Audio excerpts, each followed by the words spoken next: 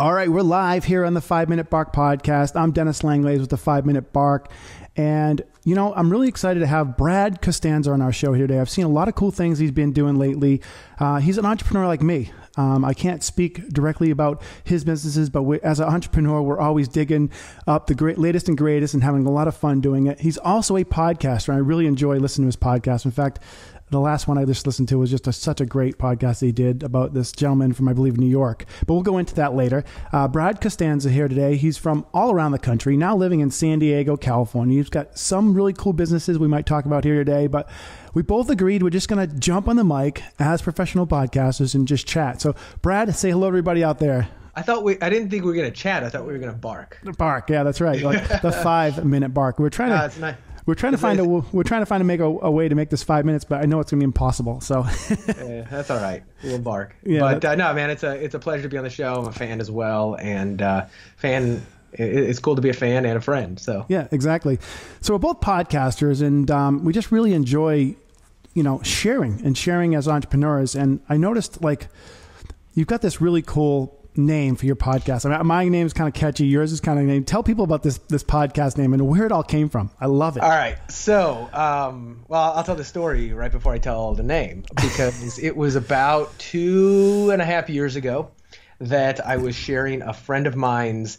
He had like an article, or I think it was actually a podcast episode that he had, and I was sharing it on Facebook. And I was like, check out this episode from my buddy Los. This is some bacon-wrapped business advice if I've ever heard it. And as I wrote that down, I was like, bacon-wrapped business advice. And it came out of thin air, and I was like, that's kind of funny. And at the time, I had a couple people suggesting that I do a podcast. And, a couple years ago was really when the resurgence started to hit of podcasting. And it was really funny. A couple weeks later, I was being interviewed on my friend Nick Unsworth's podcast, Life on Fire. And I had told him offline, I was like, now I'm thinking about starting one. And I'd probably call, I don't know, I got some crazy names for it. And then we went live and we're doing the thing. We weren't live, but we were recording. And he's like, yeah, so tell us all about this new podcast you're doing. So I was like, oh man, I got to come up with something on the fly. So I said, well, it's called Bacon Wrapped Business with Brad Costanzo. And he's like, cool. When can where do we find it? And I was like, baconwrappedbusiness.com. Now I did not own the URL when I did this. So we got off but I knew that nobody probably owned that, or I hoped. So we get off the recording and I was like, all right, so how long do I have to create this podcast now that you've forced me into it? And I'm thinking it's like, it's going to come out in 2 months. And he's like, no, you got about 10 days to get this podcast launched, live, ready, because I've got a big following and I was like, oh man, baptism by fire. So I went and bought the URL, and Bacon Wrapped Business with Brad Costanzo, sizzling hot business advice guaranteed to make you fat. Profits. I love that part. Thanks. Yeah, that's my favorite too. So it was really, it was kind of an interesting practice in branding, because there's two sides to this. And since you brought this up, I'll kind of go down this path because there's probably a lesson here, or not. But so it's kind of cheesy and kind of funny and it's catchy. It's not uber professional either, right? It's not like the business report with Brad. It's not the Brad Costanzo show. But I mean, I'm only a celebrity in my own head, so I wasn't going to call it the Brad Costanzo show. At the same time, I got a little bit of feedback telling some of my friends going, I don't know, it's cool, but it's kind of cheesy. I was like, yeah, I know that, but that cheese factor, which I'm happy to admit it gives me the permission to have a little bit of fun with it, not take it too seriously, and to just create something. If I'm going to be doing this, and I do it for free, right? We all podcasters put it out there for free.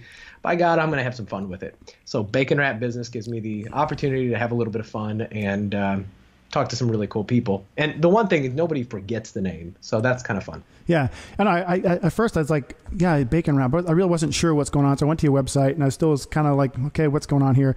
But when I heard the podcast intro, I'm like, this is cool. This is fun, because it leads us into like, okay, this is going to be fun, Thanks. And that's also the key, is it creates enough curiosity to go, what's this about? Because, and in marketing, as just as a business and marketing topic or a lesson, if you can create curiosity in somebody and you can make them want to learn more because you've kind of given them something to go, what is that? If they feel like they already know you from the second they you introduce yourself, or from the second they come around. They have no reason to dig. I wanted to give people a reason to dig. And I love that. And your other company's name is Stiletto Coffee, which is really catchy and creative. Yeah. And back to that point of marketing and trying to get people to get their curious attention. If you're out there and you're a business owner and you're trying to create curiosity in your business, I did probably one of the most coolest things I've ever done in one of my businesses way back in, I think it was in 94, 95, 96. We had fax broadcasting, and it was still kind of legal to do it. I remember that. Yeah, fax broadcasting. I used to buy these lists of 10,000, 20,000 schools. I used to deal with schools. And I was like, how can I get the attention of these schools, man? Because they get these fax, they get emails, they get mails all day long. How can I get their attention? So we came up with an accident, actually.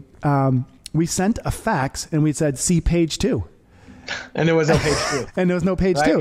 Yeah, so they were calling and praying, even though they were like almost, some of them would even call to complain that they got a fax, but they're like, we didn't get page 2. And so then we would try to sell them.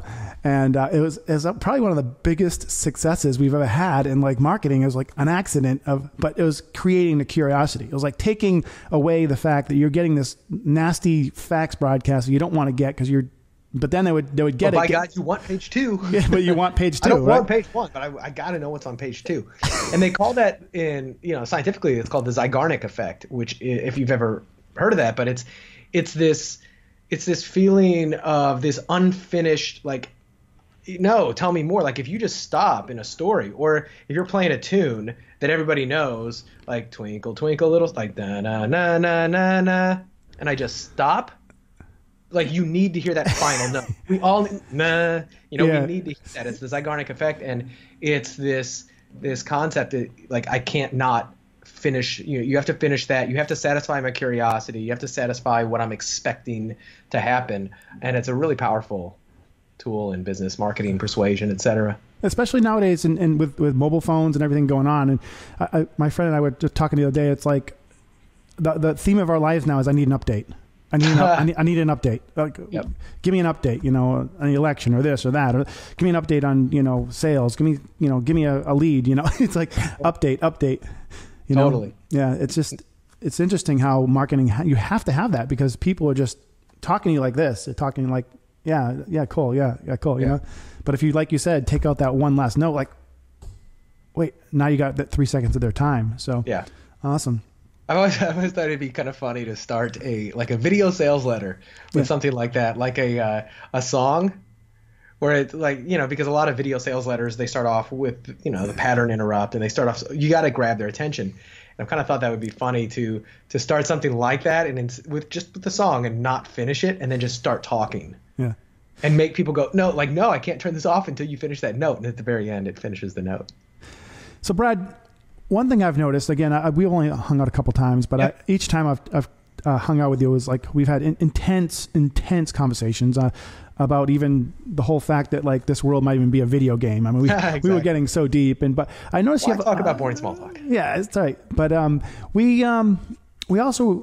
also noticed that you've got a lot of good people surrounding you, a lot of entrepreneurs, a lot of highly educated or highly engaging people, I should say, that they're actually engaged. They're actually sharing content, sharing business advice. They're not making you pay for it. They're just people that are engaged. And a lot of people out there just don't really understand how to create these surroundings. And could you give any advice on how this comes about for you? Yeah, I could. There's two pieces of advice. One of them is harder to give advice on because I do believe there is a natural certain people have a natural predilection towards building relationships and rapport, and I'll go into that in just a second. But then the things that I do deliberately in order to create access, in order to create relationships, in order to deepen these relationships. So some of it I do naturally, but I'm always extremely cognizant of what I'm doing. There was a great book I read by his name just escaped me, but Roger Hamilton. And he wrote a couple books I've read, Wealth Dynamics, and recently one called Millionaire Master Plan, which I hate the name of the book because it sounds cheesy, but he's got some pretty significant things in there. And one of those things, he has you take like a little assessment, and just one part of the assessment determines where your area of genius is. And he makes it really broad into 4 categories. One of them, and it's kind of like how you solve problems instinctively. And one of them is, if you immediately think, all right, what has to be created here? Other people will think how to do this. Other people will think when is the right time? And then the last type of person thinks who. And it's almost like, are you right-handed or left-handed? You can use both. Where do you go first? So certain types of creators will just think, well, I have to create something, or I need to figure this out. I'm the type of person who naturally thinks, who else has what I need and who else needs what I have? And I'm always thinking about people before process, before anything else. And so that's natural, right? That's like if you push somebody, they've got their natural foot that is going to go first. So keeping that in mind, the things I do naturally, but as I said, I'm cognizant of them. So some of these things I think they're so overplayed, but they're so important because most people don't, which is number one, take the long view look. Don't always be looking to receive when you do something for somebody. Giving first and finding out what really kind of makes that person tick, whether it's their interests, whether it's their problems, and see if I always try to see if I can solve something or be entertaining first. Another example, I forget who I was talking to, but it was just over the weekend. I think it was a client. We were doing a VIP day, and this was not his natural thing as well, but he noticed, some of the things that I do. But it's a lot of people, when you meet your potential mentors, heroes, or whatever, they'll immediately start talking about the topic that person's known for. So, I'm kind of known for marketing skills, et cetera. And if I meet somebody in an event and they immediately start talking about marketing, they've lost the opportunity to build rapport there versus talking about something totally random that a stranger in a bar would talk about. And that's gonna create a little bit more of a connection. Not asking for something that I want right away or maybe ever, but creating so much value that this person, just because of the law of reciprocation, wants to kind of give back.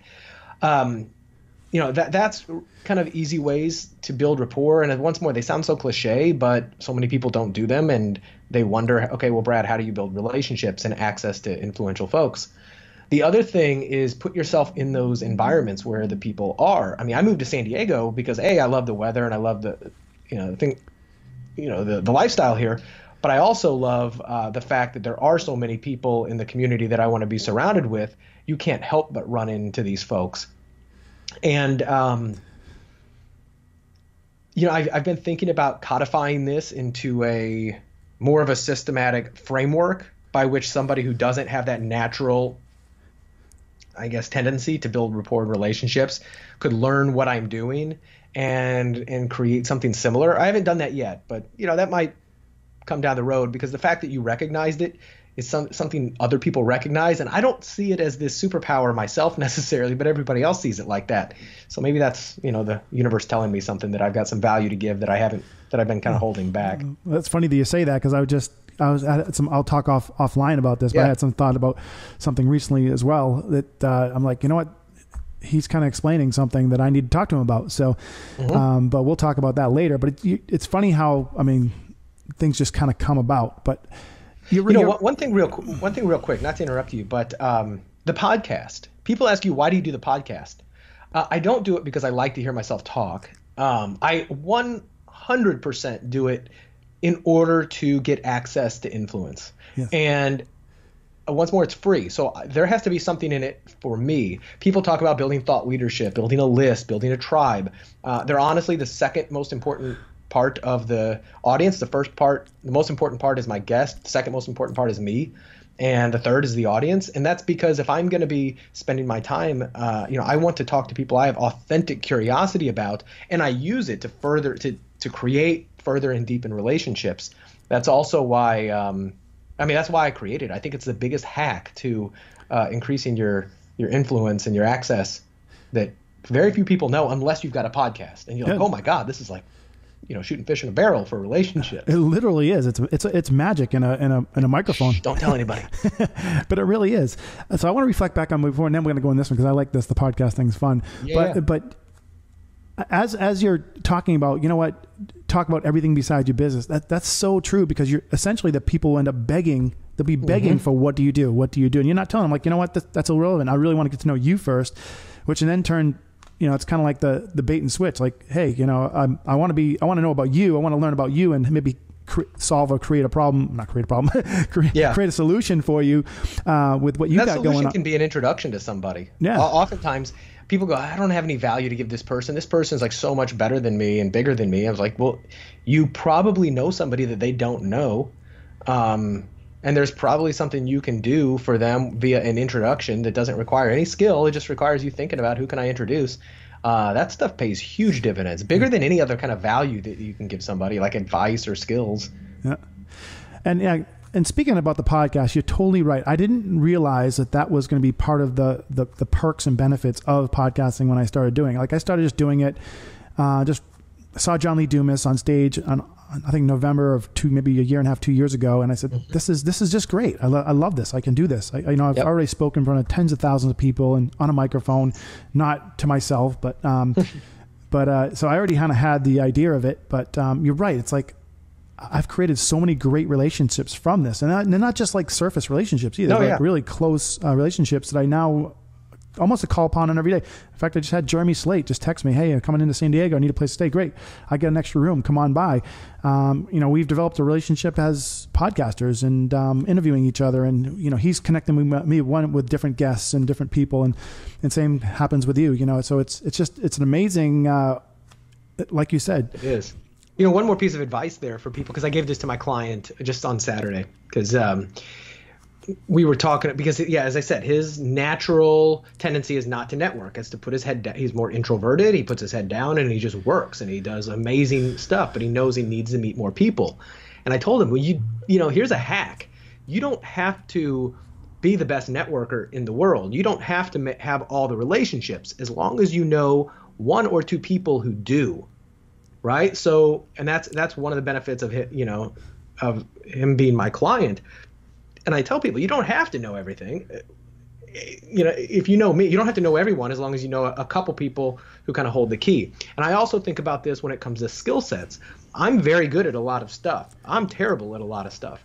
I don't have to be the best in the world, as long as I know the best in the world, because I can hire them. I can partner with them. I can joint venture with them. And it solves a lot of problems. So keeping that in mind for people who are like, oh, well, this isn't interesting to me because I'll never be a networker. I don't even like people. You only need to like and have a good relationship with one or two people, and the world's really your oyster. That's true. So, Brad, again, I've gotten to know you in a few situations, sit downs and having some fun. You've got an amazing relationship with your wife. You've got an amazing relationship with your friends and business. You're very entrepreneurial-like. You're starting businesses and making great success of it, coaching people and so on and so forth. But what is your, thinking really truly here, what is your end contribution to the world that you are kind of moving toward with all of this? My end contribution to the world is I wish I could say I had this huge altruistic mission in life, but it's not. It's much more micro altruism, I guess. I want to, I do love inspiring people individually. I would much rather inspire 100 people in my life deeply than 1 million people a little bit, right? And leave them better than than I found them. I think by doing that, I get more fulfillment. I don't need the ego gratification of tens of millions of people knowing my name. Might that be cool? Maybe, maybe not. But I think, my big mission, selfishly, is to do things that I want to do, that I feel excited about, that I feel engaged with, that reward me financially, emotionally, spiritually, and surround myself with amazing people that I love and know that I'm making an impact on their lives. I actually think it's kind of, I don't want to call BS on somebody's altruistic ambitions or whatever, but when they say, I want to create 100 million business owners, 10 million entrepreneurs, I'm like, yeah, you're just saying that because it kind of sounds big and cool, and you really don't, that's so intangible. And to me, it's just marketing speak. So anybody who does that, they've kind of come down a couple notches in my book, because I think it's like BS. But maybe that answers your question in a very authentic way. And the reason I ask is because, you know, we've had conversation and I've seen you again. I see you on Facebook. I see what you post. I see what you do, and you're just one step beyond, you know, that person out there. You're just kind of contributing in like you said, subtle ways that are they're just subtle. They're not, like you said, you're not speaking out and demanding or commanding that I am this and you're going to get, you know, you're subtly putting it out there. I wish I could do that. I'd probably make more money if I did that, if I just put myself out there. But I just can't stand it when people, whether it's on Facebook or whatever, and they talk at you, right? There's a big difference, especially in social media, people who are talking at you versus talking to you or with you. Right. And I think in like social media, especially, creating conversations is much more important than getting on your soapbox. You know, you see people all the time, whether it's on Snapchat. I effing hate Snapchat rants of, don't give me advice on Snapchat. I didn't sign up for this is not your membership program. I kind of wanted to see who you are, but people getting up, you know, hey guys, I'm going to come at you. This is what success is all about, blah, blah, blah, blah, blah. Like, I don't know. To me, it just rings as inauthentic. Like, I don't know. And I can't ever really bring myself to do that. But I think there are ways to create more authentic relationships like that. It's by asking questions and getting, you know, the engagement of the people, and then offering your insight on the questions asked. Yeah. Totally true. I totally agree with all that, because I've tried the Facebook Live thing, and I'm trying to do more of it just as practice in general. You know, most people are like, oh my God, you inspired me today. I'm like, but you know, I'm just another person. I really am. I'm just another person. Yeah. I've been a professional athlete, traveled the world. I've had businesses that have been successful, but I've also had 20 businesses that have been very unsuccessful. I've lost lots of money in investments, and, you know, and by the way, I can't spell and my grammar sucks. So, you know, but yeah. One of the things though that we podcasters have that I think is good ones, right? I've said for a long time that you create more credibility. You can use other things besides credibility, but you create, I think, more credibility and authority and trust by the depth of your questions rather than the brilliance of your answers. Right. And I think because I know if I'm in a sales meeting, for instance, and I'm trying to get a client, I'm 90% questions, and I'm digging and digging and digging. And I've had people say, oh my God, you are so smart. You're so great at this. I'm like, I didn't really say anything that was brilliant. I just demonstrated that I understand by asking you the right questions. And I think that applies not only to sales, but it applies in life to interactions, whether it's one-on-one, whether it's social media. And I think a lot of our problems as a species could be solved more with asking better questions. Because those create so many other options and ideas, you know, whether it's marketing or politics. Well, questions are great because you ask somebody a question, and if it's a good question, of course, it's inspiring them to answer it as best they can because you asked it. It's created respect for that person because you've asked that question, and you get a great answer, which hopefully is going to benefit you in knowledge and going forward as a person in this time and day. So it's really, you're right. That's probably one of the best ways like you said, instead of shouting out there and telling people what to do, you're asking questions, and it's a very proactive approach, right? Yeah. And the more questions you're asking, you know, thank God for podcasting. I've had to learn how to ask good questions. I've had to learn how to listen, and I sucked at it really bad before I even started doing this. But man, I have to sit here and I have to dial in on Brad. I have to make sure I listen to what he's saying and what what little tidbit I can grab on to ask another question. So I appreciate podcasting just for that alone. I mean, I've literally gone to bars and women have said, wow, you're a good listener. You know, I'm like, I've never had that in my life. That's one of the best skills right. For women is that they love it. They think you're the most interesting person in the world. Yeah. Because you listen, and you can always pinpoint that person when you're talking to them, when they're not listening and they're just waiting to talk. Yeah. Yeah. Right. And it's a huge, there's a skill set to it. And same here. Like, I love to talk. I do love to hear my head rattle. And it's, so it takes a little bit of discipline to kind of shut up, listen to the person, think, and respond. Yeah, absolutely. And we get those occasionally on our podcast. So like you get to ask 2 questions in 20 minutes because they just ramble on and ramble on and ramble on. You don't get, and it's like, there's so many great questions I want to ask, but I can't even butt in because it's just going and going and going. Totally. But, yeah. So it's kind of good to have the reaction. And I guess people out there, if you're listening, you're kind of learning here that we are able actually to communicate back and forth here. We're not like owning the mic. We're just asking guts of questions and giving time for responses and so on and so forth. And, isn't it funny that we're having such an in-depth conversation about communication, building relationships and rapport we're a species that this is how we have evolved, is through our ability to communicate and to come together and to cooperate. And yet it's still like the stuff that we're saying, it kind of sounds elementary, but to some people it's not second nature. I find it fascinating how some basic social skills and interaction and communication skills are still so necessary to learn, and they're not all that instinctual. That's just kind of a meta thought there, like how to talk and cooperate and build rapport with people. Shouldn't be rocket science. I love that. That's totally gonna be my promo video, by the way.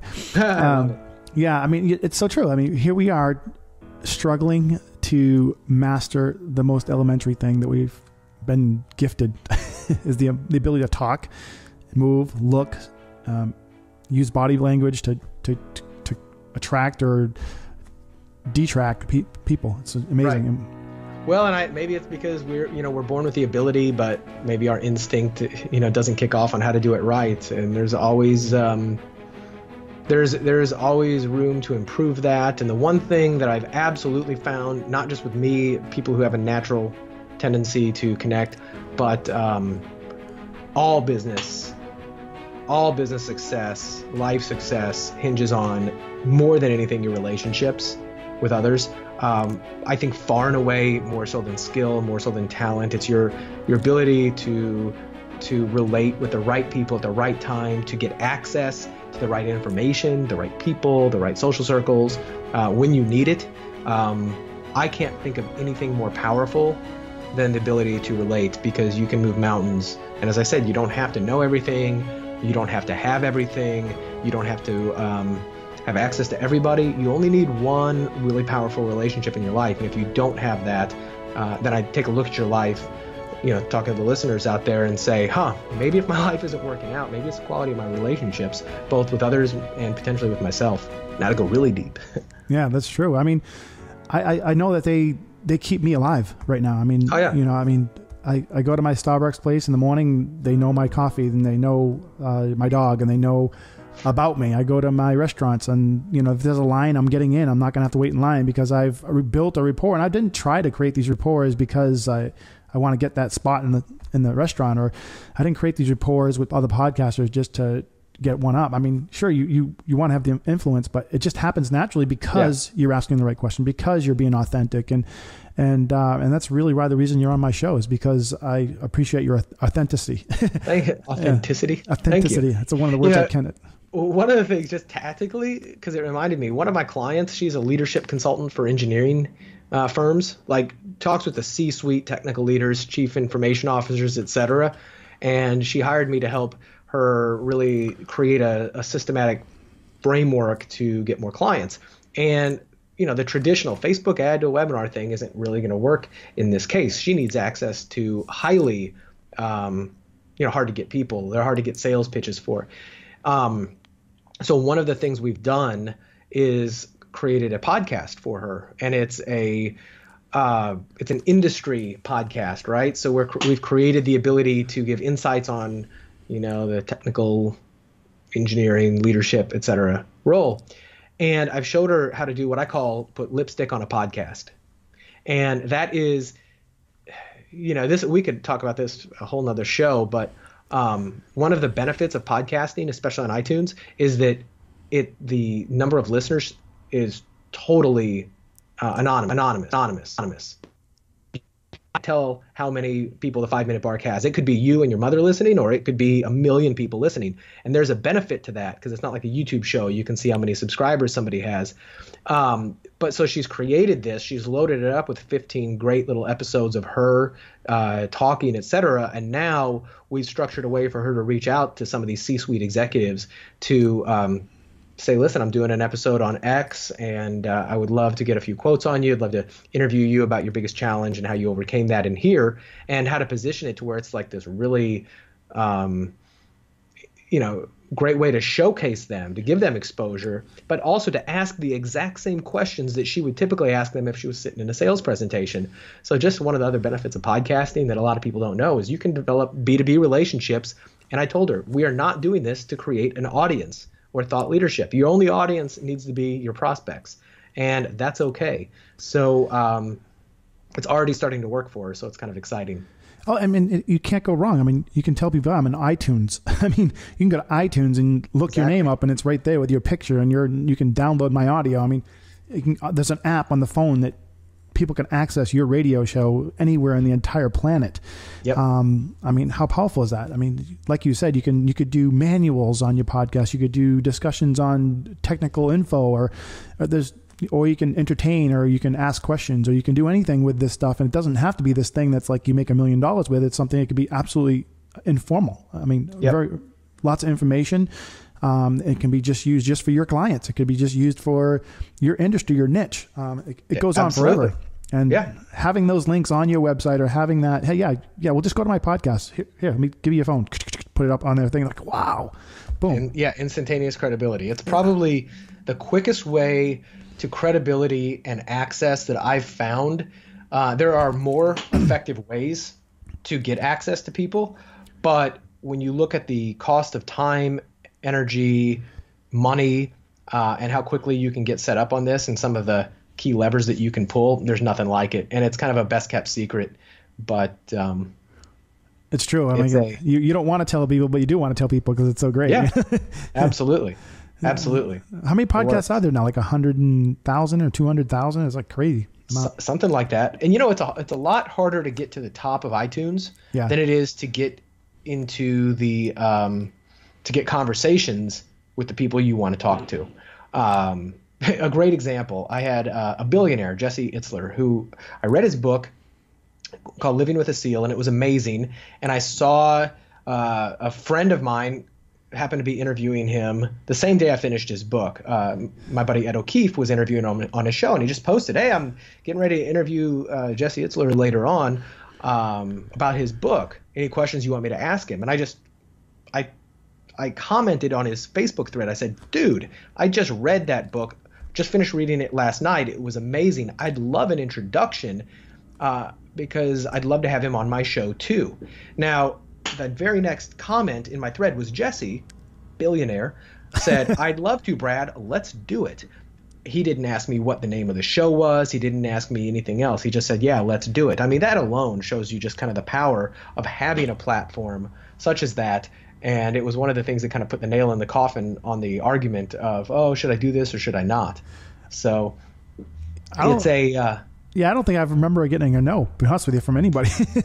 I mean, the only one I haven't got a guess from is Grant Cardone, but I'm sure I'll go him on eventually. I was on his show, so yeah, exactly. I think it was just because he's so busy. But I mean, I'd personally rather be on his show than have him on mine. Yeah, I know it's really been a good little thing to have for sure for promo. But yeah, I mean, you don't get no's. You don't. I mean, people will find the time. Of course, it's just you got to get access to them. That's the hardest part is getting the actual access. But in a situation like you're saying, the guy can't say no. You know what I mean? He's put on the spot, so to speak. So, it's really cool. I've gotten at least 20 guests that same way. It's pretty awesome. Yeah, awesome.